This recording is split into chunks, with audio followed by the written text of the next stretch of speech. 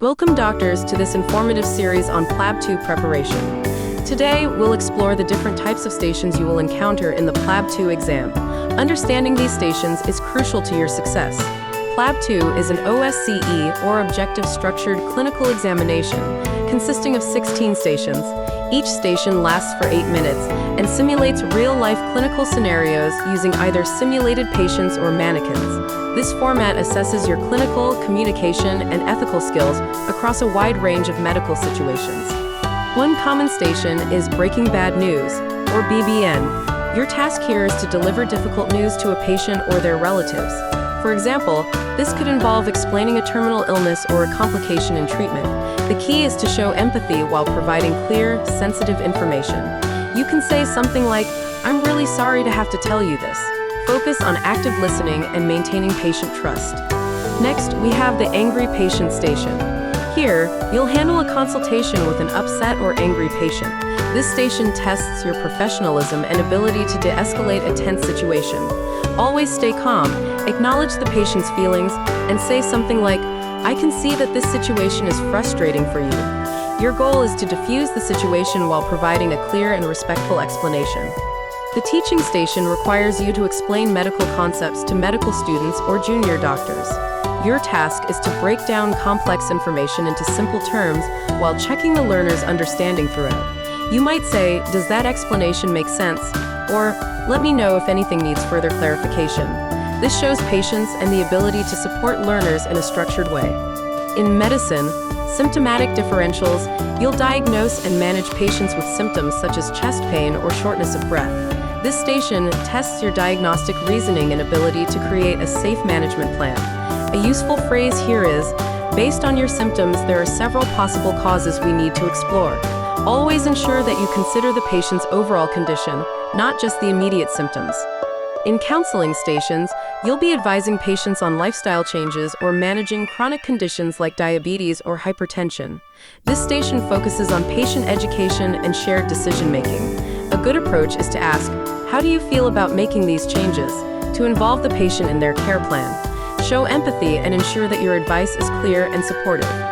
The medical ethics station challenges you with ethical dilemmas, such as issues of patient consent or confidentiality. Your ability to apply ethical reasoning and balance patient autonomy is assessed here.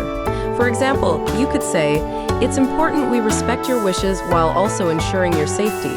These stations reflect the ethical standards required in UK practice. In psychiatry, symptomatic differentials, you'll assess and manage patients with psychiatric symptoms such as depression or anxiety. Building rapport and understanding their mental health needs is key here. A helpful phrase could be, "I understand this must be difficult for you. Let's work together to manage your symptoms." Always approach these scenarios with compassion and patient-centered care. Pediatrics. Symptomatic differentials involves managing common pediatric conditions like fever or rash.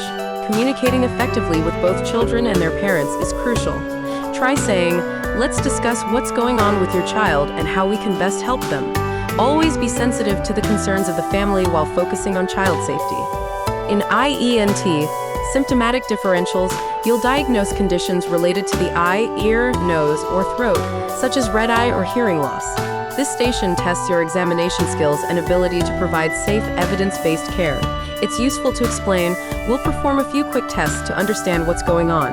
Stay clear in your communication and always check for patient understanding. Next is dermatology, symptomatic differentials, where you'll manage common skin conditions like eczema or infections. This station focuses on identifying skin lesions and providing proper treatment. Consider saying, "Let's discuss how you can manage this at home and what to watch out for." Always provide clear patient education and ensure the patient understands their care plan.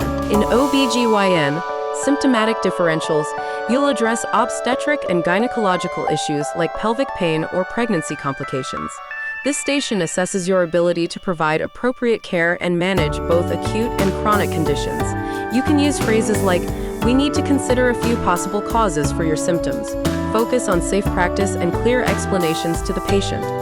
The examination station involves performing a focused physical examination based on the clinical scenario.